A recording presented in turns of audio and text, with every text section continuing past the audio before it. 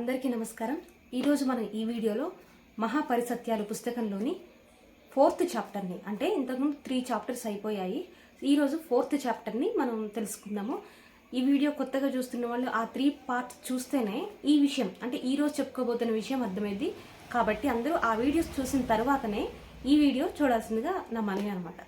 So last వీడియోలో ఏం జరుగుతుంది అంటే, లాస్ట్ చాప్టర్లో ఏం జరిగింది అంటే, వాళ్ళిద్దరూ ఆ తాత మనవరాలు ఇద్దరు వెళ్ళిపోయిన తర్వాత ఫ్రూట్స్ తిని పడుకుంటారు కదా. సో అంతవరకు ఆ చాప్టర్ ఎండ్ అయిపోయింది. సో వాళ్ళు తిని పడుకుంటారు. పడుకున్నప్పుడు రిచర్డ్కి ఒక కల వస్తుంది అనమాట. ఏంటంటే, ఒక పెద్ద జనసందోహం ఉంటుంది. ఆ జనసందోహం మొత్తం ఒక వ్యక్తిని తరుముతూ, అంటే ఆయన వెంట పడుతూ ఆయన చుట్టూ మూగుతూ ఉంటారనమాట. అయితే అంతలోనే కల కాబట్టి జనసమూహం వెంటనే ఒక నదిలాగా, ఒక సరస్సులాగా మారిపోయింది. ఈ వ్యక్తి అంటే తరమబడుతున్న వ్యక్తి ఉంటాడు కదా, వెంటనే ఆ వ్యక్తి ఏమో ఆ నీటి పైన నడుచుకుంటూ వెళ్తాడనమాట. ఓకే, నడుస్తున్న నీరే వెంటనే ఒక మైదానంలాగా, అంటే మళ్ళీ భూమిగా మారిపోద్ది. ఆ మారిపోయిన భూమి మీద ఒక విమానం వచ్చి ఆగుతుంది. ఆ విమానం మీద ఒకరికి ప్రయాణం $3 అని రాసి ఉంటుంది.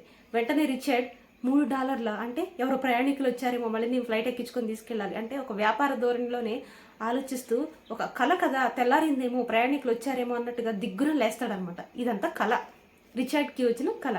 ఒక వ్యక్తి, ఆ వ్యక్తిని వెంబడిస్తున్న మనుషులు, ఆ నదిపై ఈల వేస్తూ నడుచుకుంటూ వెళ్ళిపోయిన ఇంకొక వ్యక్తి. సో ఇలా జరుగుతుంది కళలో. వెంటనే అక్కడ ఎదురుగా డాన్ ఉండి, ఏం కళ వచ్చిందో చెప్పు అంటాడనమాట. అయితే అదేంటి, నాకు కళ వచ్చింది అంటే, ఆయన లేవబట్టి ఆయనకి కళ వచ్చింది ఒకటి అనేది మర్చిపోతాడు. ఈయన గుర్తు చేస్తాడు, నాకు కళ వచ్చిన విషయం నీకెలా తెలుస్తుంది అని అంటాడు. వెంటనే నీకు నా గురించి తెలుసుకోవాలని చాలా ఆసక్తిగా ఉందే అని డాన్ రిచర్డ్తో అంటారు. అయితే సరే, నీకు ఎలాగ ఆసక్తిగా ఉంది కాబట్టి నేను చెప్తాను పట్టని డాన్ అప్పుడు స్టార్ట్ చేస్తాడు రిచర్డ్తో.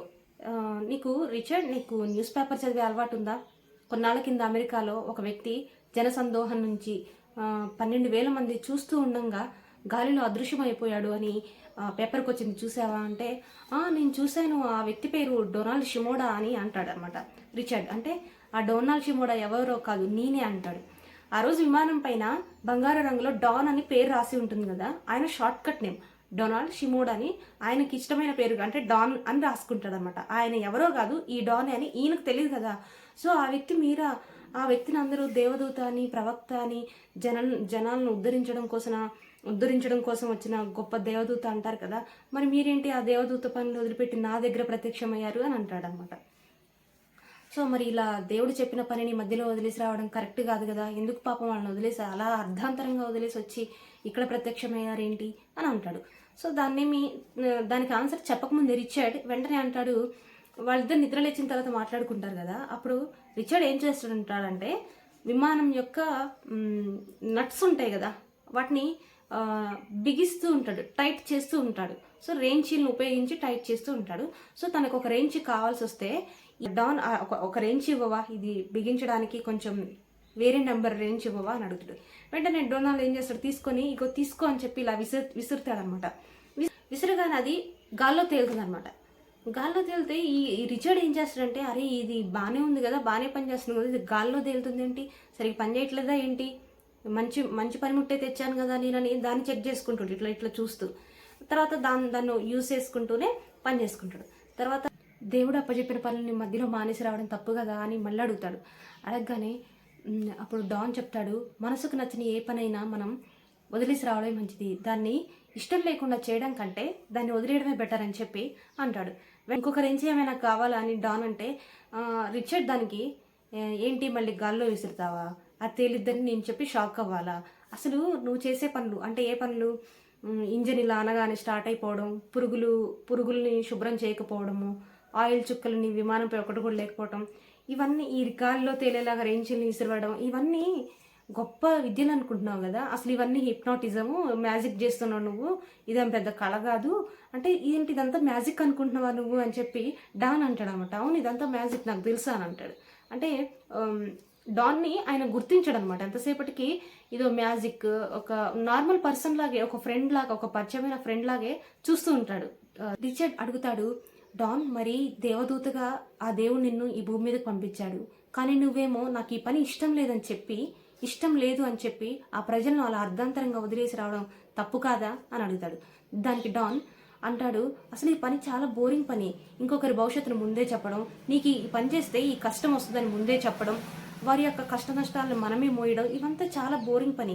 ఇది కాదు నేను చేయాలనుకుంటుంది. నేను నాలాగా ఇంకొకరిని తయారు చేయాలనుకుంటున్నా, ఇంకొకరికి ఇవన్నీ నేర్పిద్దాము అని అనుకుంటుంటే వాళ్ళందుకు సిద్ధంగా లేరు అని చెప్పి చెప్తాడనమాట. ఈయనకు ఆసక్తిగా అయితే, మరి నువ్వు ఇంత గొప్ప వ్యక్తివి కదా, నీ చుట్టూ జాతకాలు చెప్పమని, అది చెప్పమని, ఇది చెప్పమని, నీ చుట్టూ ఎప్పుడు జనసందోహాలు, నీకు హారతి పట్టేవాళ్ళు, ఊరేగింపు చేసేవాళ్ళు చాలామంది ఉంటారు కదా, అలా నీకు ఎప్పుడైనా ఈ బాధ ఎప్పుడైనా ఏర్పడిందా అంటే ఆయన అంటాడు, అందుకేగా ఆ ఊరేగింపులు, రథం మీద తీసుకెళ్ళటాలు, విభూది పొగలు ఇవన్నీ లేకుండా ఉండాలని నేను అమెరికాలో పుట్టాను అంటాడు. అంటే అమెరికాలో ఈ సాంప్రదాయం, ఇండియాలోనే ఎక్కువ ఇలా ఆయన ఒక దేవుడిగా చూస్తారు కదా, సో అలా ఉండకూడదని నేను అమెరికాలో పుట్టాను అంటాడు. కానీ అమెరికాలో కూడా అలా చేయట్లేదు, కానీ వాళ్ళు మా ముందు మహత్యాలు ప్రదర్శించు అని అడుగుతున్నారు, అందుకే నాకు బోరింగ్ అనిపించింది అని చెప్పి అంటాడనమాట. ఇంకా టైం అయిద్దనమాట. విమానంలో జనాలు వస్తూ ఉంటారు. సో వాళ్ళు ఎక్కించుకుందామన్నట్టుగా లేవగానే అక్కడ విమానం మీద చనిపోయిన పురుగులు అవన్నీ ఉంటాయి కదా. డొనాల్డ్ ఏం చేస్తాడంటే, డాన్ ఏం చేస్తాడంటే ఆ పురుగుల మీద జస్ట్ ఒకసారి ఇలా చెయ్యి ఇలా అనగానే ఆ దోమలు, ఈగలు, చచ్చిపోయి అవశేషాలుగా ఉన్న అన్ని దోమలు ఒక్కసారిగా ప్రాణం వచ్చి అన్ని గాల్లో ఎగురుతాయి అనమాట. అప్పటిదాకా అవన్నీ చనిపోయి ఉంటాయి. ఈయన ఇలా పట్టుకోగానే వెళ్తాయి అనమాట. ప్రాణం వచ్చేసి పైకి వెళ్ళిపోతాయి, ఎగురుతాయి అనమాట. సో ఆయన ఈ రిచర్డ్ చూసి అలానే ఆయన ఒక నిమిషం చూస్తాడు. చూడగానే సరే మనం అది లైట్ తీసుకుంటాడు, ఎందుకంటే ఈయన ఒక హిప్నాటిస్ట్ అన్నట్టుగా ఒక భ్రమలో ఉంటాడు కాబట్టి దాన్ని లైట్ తీసుకొని, సరే మనం ఇప్పుడు ఎక్కడికి వెళ్తున్నాం అంటే ఆ ఉన్న ప్లేస్ నుంచి ఇంకొక ప్లేస్కి వెళ్ళి అక్కడి నుంచి విమానాలు ఎక్కించుకోవాలనుకుంటారు కాబట్టి ఇప్పుడు మనం ఎక్కడికి వెళ్దామంటే, ఎక్కడికి వెళ్దాం అనేది లేదు, నేను ఆలోచించట్లేదు, నెక్స్ట్ ఎక్కడికి వెళ్ళాలనిపిస్తే అక్కడికి, నేనేం ప్లాన్ వేసుకోలేదు అంటాడు.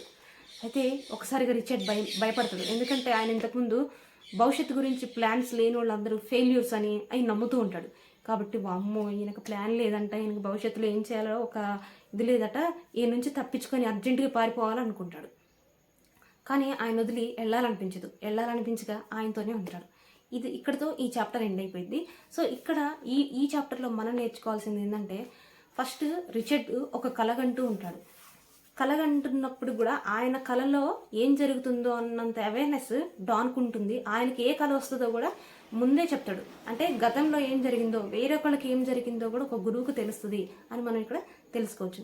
నెక్స్ట్ ఆయన నీ గురించి చెప్పు, రిచర్డ్ ఎప్పుడు కూడా నీ గురించి చెప్పు, నువ్వెవరివి అని అడగడు. కానీ లోపల మాత్రం ఈయన మహత్యాలంటే విమానం ఆయన విమానం డిఫరెంట్గానే ఉంటుంది, ఆయన బిహేవియర్ డిఫరెంట్గా ఉంటుంది, ఆయన దగ్గరలో ఏదో ప్రశాంతంగా ఉంటుంది, ఎవరి మిస్టీరియస్ వ్యక్తి అన్నట్టుగా పదే లోపల అనుకుంటూ ఉంటాడు. అది ఆయన గ్రహించి నా గురించి తెలుసుకోవాలని నీకు చాలా ఆసక్తిగా ఉంది అని అనుకుంటాడు కదా. సో అందుకే ఈ ఆసక్తి మీదే ఎప్పుడు ఫోకస్ ఉంటుంది. ఆయన ఏదో నేర్పించాలనుకుంటాడు కదా, దానిపై ఫోకస్ పెట్టాలని చెప్పి ఆయన గురించి ఆయనే చెప్పేస్తాడు. గతంలో ఇలా జరిగింది కదా, జనాల మధ్యలో నుంచి అదృశ్యమైపోయాడు కదా, అది నేనే అని చెప్పి ఆయనే, ఆ గురువుగారే డానే ఈయనకు చెప్పేస్తాడు. చెప్పిన తర్వాత అయినా కానీ ఒక గురువు ఎప్పుడు అవునా అంత గొప్ప వ్యక్తిగా నువ్వు అదేదని ఆ భ్రమంలో ఉండకుండా అది నువ్వేనా అని ఒక ఫ్రెండ్గానే చూస్తాడు తప్ప మహత్యాలు ప్రదర్శించే వ్యక్తిలాగా ఆయన చూడాల. సరే ఇంకొక విషయం ఏంటంటే, అంతమంది 12,000 మధ్యలో అదృశ్యమైన వ్యక్తి ఈయన ముందే ఎందుకు ప్రత్యక్షమైందంటే ఈ చాప్టర్లోనే ఆన్సర్ ఉంటుంది. అదేంటంటే, ఎంతసేపు జనాలు నన్ను ఆది ప్రదర్శించు, ఈ లీల ప్రదర్శించు, ఆ మహత్యం ప్రదర్శించు, లేకుంటే మా రోగాలను నయం చెయ్యి అంటూ మా ముందుకు వస్తున్నారు, కానీ నేను మాత్రం నీ ముందుకు వచ్చాను అంటాడు. ఎందుకంటే ఫస్ట్ చాప్టర్లో ఏముంటుంది, నేను ఈ సృష్టి రహస్యాలు ఏంటో తెలుసుకోవాలి, నేనేంటో తెలుసుకోవాలి అంటే తను సిద్ధం చేసుకున్నాడు, తెలుసుకోవాలి, జ్ఞానం నేర్చుకోవాలి అనుకుంటున్నాడు. ఒక గురువు ఎప్పుడైనా జ్ఞానం నేర్చుకోవాలి అనే వాళ్ళ దగ్గరికి వెళ్తాడు తప్ప, శిష్యుడు సిద్ధమైతే మహత్యాలు ప్రదర్శించే వాళ్ళ దగ్గర ఎవరికైనా బోర్ కొడుతుంది. ఎంతసేపు ప్రదర్శిస్తారు మహత్యాలు, తనలాగా తయారు చేయాలనుకుంటాడు కదా. సో ఈయనేంటి రెడీగా ఉన్నాడు కాబట్టి తయారు చేయడానికి ఈయన ముందు ప్రత్యక్షమవుతాడు అనమాట డాన్. సో ఇలా తర్వాత గాల్లో ఇలా రేంచిని ఇసిరేసినా అది గాల్లోనే వేలాడుతుంది. అంటే ఆయన శక్తి లేని దానిలాగా అలా రేంజ్ గాల్లో వేలాడుతున్నప్పటికి కూడా, ఆహా నువ్వు ఎంత గొప్ప వ్యక్తివని ఆయన గొప్పతనాన్ని, ఆయన మహత్యాన్ని పొగడకుండా ఆయన పనిలోనే ఆయన ఉంటాడు. ఇదంతా మ్యాజిక్ అనుకుంటాడు. అంటే గురువుని ఇంకా పూర్తిగా నమ్మని పరిస్థితి ఉన్నప్పటికీ ఈయనైతే ఆ భ్రమంలో లేడు. ఏ భ్రమంలో, ఈయన గొప్ప వ్యక్తి, ఈయనకి భవిష్యత్తు తెలుసు, నా భవిష్యత్తు చెప్పించుకుందా అనే ఈ పిచ్చిలో లేడు. కాబట్టే ఇది ఈ చాప్టర్లో ఇది ఉంటుందన్నమాట. లాస్ట్లో వాళ్ళు విమానం దగ్గరికి వెళ్తున్నప్పుడు విమానం మీద ఉన్న పురుగులు ఇలా పట్టుకోగానే వాటన్నిటికీ జీవం వచ్చి ఎగిరిపోవడం. అంటే గురువు ఎప్పుడు కూడా శక్తి కుండ, ఆయన అన్నిటికీ ఎనర్జీ ఇస్తూనే పురుగులన్నిటికీ ఇలా పట్టుకోగానే ప్రాణం వచ్చింది. ఆయనలో ఉన్న శక్తి వాటిలోకి ప్రవహించి ఎక్కువ శక్తి నుంచి తక్కువ శక్తికి ప్రాణం ప్రవహించి వాటన్నిటికీ ప్రాణం వస్తుంది. అయినా కానీ రిచర్డ్ మహత్యాలు ప్రదర్శించమని ఏమీ కోరడు, జస్ట్ అలా ఉంటాడంతే. సో ఇది ఈ చాప్టర్ గురించి. సో ఇది మీకు నచ్చిందని అనుకుంటున్నాను. ముందు చాప్టర్స్ కూడా విన్నట్లయితే చాలా బాగుంటుంది. ఈ మహాపరిసత్యాలు ముందు ఇంకా చాలా ఇంట్రెస్టింగ్గా ఉంటుంది. ఇవి జస్ట్ బేసిక్ ఆయన వాళ్ళిద్దరు పరిచయం, వాళ్ళిద్దరూ అంటే రిచర్డ్ డాన్ని ఇంకా ఏ విధంగా ముందు ఏ సంకల్ప శక్తిని ఏ విధంగా నేర్పిస్తాడనే విషయాలు చాలా ఇంట్రెస్టింగ్గా ఉంటాయి. సో ఇది ఈనాటి episode. Thank you so much.